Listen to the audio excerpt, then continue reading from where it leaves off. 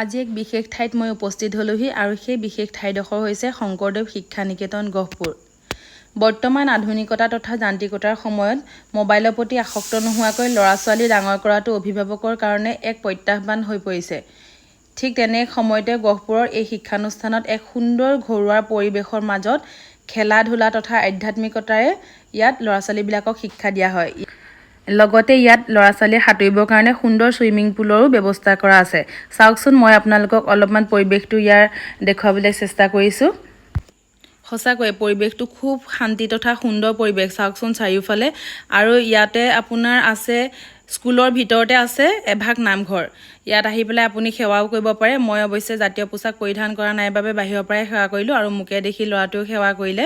এনেকৈ এখন স্কুলৰ ভিতৰত এভাগ নামঘৰ। চাওকচোন কিমান ভাল লাগে। নামঘৰৰ পৰা ওলাই পেলাই আমি যেতিয়া পঢ়িবলৈ যাওঁ বা নামঘৰত ৰাতিপুৱা আহি পেলাই যেতিয়া সেৱা লৈ পেলাই আমি কিবা কামত আগবাঢ়ি যাওঁ, আমাৰ মনটোৱে পবিত্ৰ হৈ উঠে, নহয়নে বাৰু? আহক এতিয়া মই ইয়াৰ ভিতৰৰ পৰিৱেশটো আপোনালোকক অকণমান দেখুৱাবলৈ চেষ্টা কৰোঁ। এইফালেদি আমি ভিতৰলৈ যাব পাৰিম। এইখন স্কুলখনৰ সম্পূৰ্ণ দৃশ্য মই আপোনালোকক যিমান পাৰোঁ কেমেৰাত দেখুৱাবলৈ চেষ্টা কৰিছোঁ। আজিকালি পঢ়াটো যেন এক প্ৰকাৰৰ বোজা হৈ পৰিছে ছাত্ৰ-ছাত্ৰীৰ বাবে, কিন্তু এই শিক্ষানুষ্ঠানত তেনেকুৱা নহয়। এই শিক্ষানুষ্ঠানত পঢ়াটো বোজা অনুভৱ নকৰাবৰ কাৰণে তেওঁলোকে বিভিন্ন ধৰণৰ খেল তথা অনুষ্ঠানৰ মাজেদি শিক্ষা প্ৰদান কৰে। আৰু লগতে বেডমিণ্টন, ফুটবল আৰু বিভিন্ন ধৰণৰ খেল খেলিবৰ বাবে তেওঁলোকে ইয়াত সুন্দৰ ব্যৱস্থা কৰি ৰাখিছে। এয়া ভিতৰৰ এক পৰিৱেশ আপোনালোকক দেখুৱালোঁ। এতিয়া বলক এই বিদ্যালয়ৰ অধ্যক্ষ মহোদয়ৰ লগত আমি অকণমান কথা পাতি স্কুলখনৰ সবিশেষ তেখেতৰ মুখৰ পৰাই আমি অলপ জানি লওঁ। সঁচাকৈ ইয়াৰ পৰিৱেশটো দেখি আমাৰ খুবেই ভাল লাগিছে। আমি ইয়াৰ ফেচবুকৰ পেজটো ফ'ল' কৰি থৈছোঁ। কেতিয়াবা মই এটা মন্তব্যও আগবঢ়াওঁ তাতে। আৰু ভাল লাগিছে এইটো সময়ত, যিটো সময়ত ল'ৰা-ছোৱালীবিলাকক এতিয়া আমি ঘৰত ডাঙৰ কৰাটো এটা আমাৰ কাৰণে এটা বৃহৎ সমস্যা।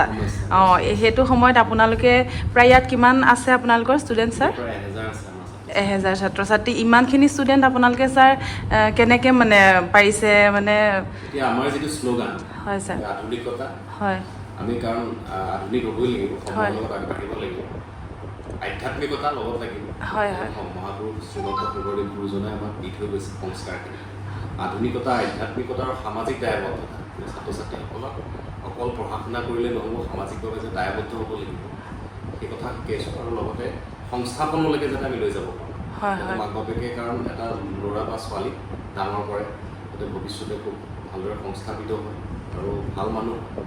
গতিকে আমি গোটেই প্ৰচেষ্টাটোত আমাৰ যদি চাইণ্টিফিক ৱেত চাই, ডিজিটেল ক্লাছৰুম আছে আমাৰ, য'ত ছাত্ৰ-ছাত্ৰীসকলে মডাৰ্ণ যিখন আমাৰ ৱৰ্ল্ডৰ লগত কানেক্ট হৈ থাকিব পাৰে।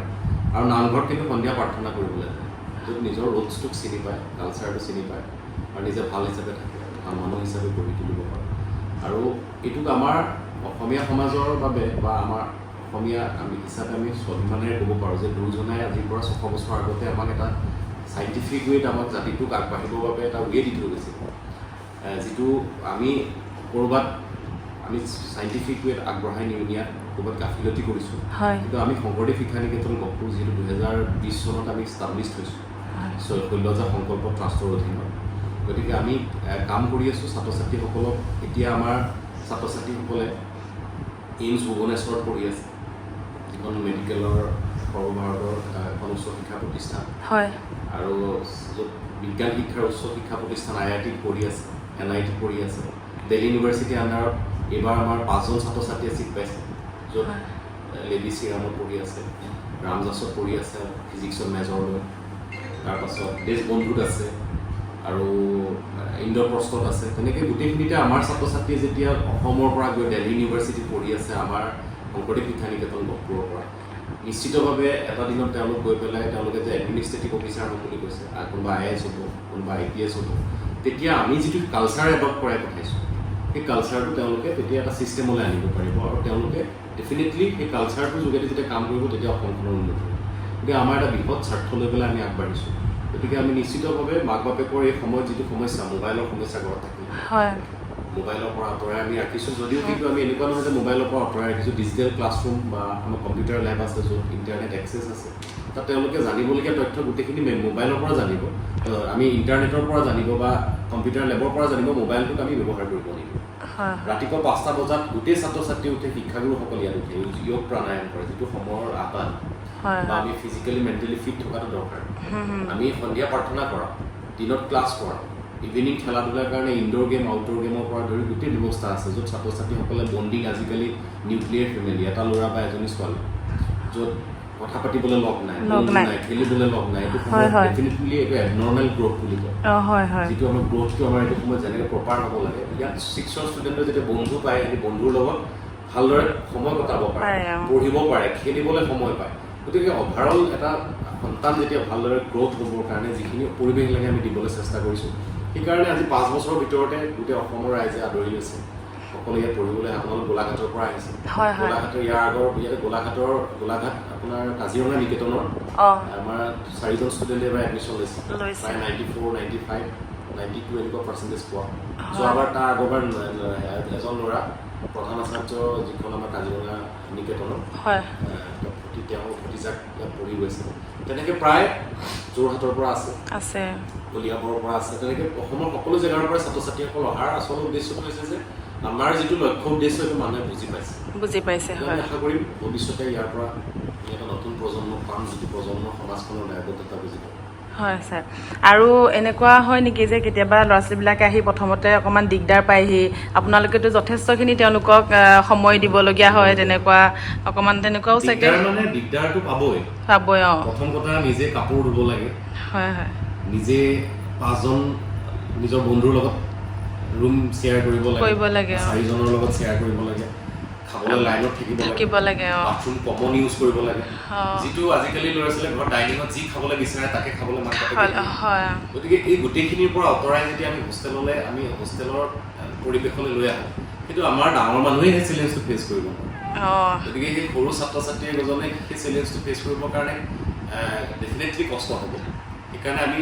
যিমান পাৰোঁ আমি চেষ্টা কৰোঁ সেই কথাখিনি শিকাবলৈ কিন্তু নিজক আৱিষ্কাৰ কৰিবলৈ এইটো খুব ভাল সুযোগ গতিকে আমি ল'ৰা ছোৱালীক যিকোনো উপায়েৰে সেই বস্তুটো কনভিন্স কৰাব বিচাৰোঁ যাতে তেওঁলোকে হোষ্টেল লাইফটোৰ যোগেদি তেওঁলোকে ছ'চাইটিৰ লগত ইয়াতে শিকি যোৱা যিখিনি কথা এইখিনিকো আল্টিমেটলি এটা মাৰ্কশ্বিটৰ নম্বৰৰ উপৰিও তেওঁলোকক মানুহ হিচাপে গঢ়িবৰ কাৰণে সহায় হয় আৰু সেইকাৰণে আমি সেই অলপ চেলেঞ্জটো ফেচ কৰিবলগীয়া হয় তথাপিও থাকে ষ্টুডেণ্টে ইমান প্ৰব্লেম নহয় ন আৰু আপোনালোকৰ ইয়াত কোন ক্লাছৰ পৰা আছে বুলি ক'লে আমাৰ 6ৰ পৰা ডিগ্ৰীলৈকে আছে ইউনিভাৰ্চিটি আণ্ডাৰ ছেমিষ্টাৰ পৰীক্ষা দিব মানে যিকোনো স্কুলৰ পৰা আহিব পাৰিব 6ত এডমিশ্যন ল'ব যিকোনো স্কুলৰ পৰা পাৰিব খালি আমাৰ মাৰ্চ এপ্ৰিলত আমাৰ এণ্ট্ৰেঞ্চ এটা হয় এণ্ট্ৰেঞ্চ মানে চিট কেপাচিটিটো আমাৰ যিহেতু কম প্ৰথমতে আমি এণ্ট্ৰেঞ্চ পতা নাছিলোঁ পাতিব লাগে মানে মানুহ যথেষ্টখিনি আহে সেইকাৰণে আমাৰ চিটটো কম থাকে কাৰণে আমি এই চিট পৰীক্ষা পাতিবলগীয়া আৰু ডিগ্ৰীত হায়াৰ ছেকেণ্ডেৰীটো যিখিনি আকৌ পাছ আউট হয় ডিগ্ৰীটো গুৱাহাটী ইউনিভাৰ্চিটি আণ্ডাৰ যি পঢ়িব বিচাৰে পঢ়িব পাৰে আৰু 11ত ছায়েন্স এণ্ড আৰ্টছ ষ্ট্ৰীম আছে দুইটাতে যি আমাৰ ছেবা হওক CBSE দুইটাৰ পৰা আহি ইয়াত পঢ়িব পাৰে তাৰমানে আপোনাৰ এণ্ট্ৰেঞ্চটো দিব লাগিব তাত আৰু মানে পাছ কৰাৰ পিছতে ইয়াত শিক্ষাটো লওঁ ইয়াতে বহুতখিনি কথা আহে আমি বহুত কথা চাবলগীয়া হয় ল'ৰা ছোৱালীক চাবলগীয়া হয় কাৰণ আমাৰ কালচাৰটোক এডপ্ট কৰিব পাৰিব নোৱাৰিব চাবলগীয়া হয় গতিকে এই চিষ্টেমটোত মোবাইলৰ পৰা আঁতৰি 1 ঘণ্টা সময় আজিকালি মানুহে থাকিব নোৱাৰে ক্লাছ 10ৰ পৰা পাছ আউট ষ্টুডেণ্ট এটাই ঘৰত অলৰেডি মোবাইল এডিক্টেড হৈ আহে ইয়াত আমি চিষ্টেমটোত এডপ্ট কৰিব অভিয়াছলি পাৰি যায় পিছত গৈ পেলাই এতিয়া বহুত মাক বাপেকে কালি এজন শিৱসাগৰৰ পেৰেণ্টছ আহিছে মোক কৈছে যে এতিয়া ছাৰ এটা চিন্তা কমিলে মোবাইলটো দি থ'লেও মোবাইলত বিজি হৈ নাথাকে সেইটো আমাৰ কাৰণে এটা ছাকচেছ কাৰণ মোবাইলটো লাগে দৰকাৰ কিন্তু নিজৰ কাম এৰি মোবাইল নহয় হয় সঁচাকৈ ভাল লাগিলে আজি ইয়াত পৰিৱেশটো খুব ভাল লাগিলে আৰু ভৱিষ্যত প্ৰজন্মৰ কাৰণে আপোনালোকে যিখিনি মানে যেনেকুৱা এটা পদক্ষেপ লৈছে সঁচাকৈ আমাৰ অসমৰ কাৰণে এটা বহুত গৌৰৱৰ কথা যথেষ্ট প্ৰত্যাহ্বান আছে আপোনালোকৰ ইয়াত কষ্ট জড়িত হৈ আছে ভাল লাগিলে আৰু মই ভাবোঁ মোৰ এই ভিডিঅ'টোৰ জৰিয়তে অসমবাসীয়ে অকণমান মানে ইনফৰমেশ্যন এটা পাব আৰু কোনোবাই যদি বিচাৰে এনেকুৱা এখন ভাল স্কুল য'ত নেকি পঢ়াৰ লগে লগে আপোনাৰ খেলা ধূলা সকলোখিনি পাব লগতে আধ্যাত্মিকতাখিনিও পাব তো তাৰ কাৰণে আজি আহিলোঁ মোৰ ল'ৰাটোৰ অকণমান ইনফৰমেশ্যন গোলাঘাটৰ পৰা কষ্ট ইমান দূৰ আহিছে আৰু এনেকৈ আমাক সকলোৱে আদৰি লোৱাৰ বাবে আমি কাম কৰাৰ যিটো উৎসাহ পাইছোঁ গতিকে আশা কৰিম সমাজখনৰ কাৰণে আমি ভাল কাম কৰি যাব পাৰিম ধন্যবাদ ছাৰ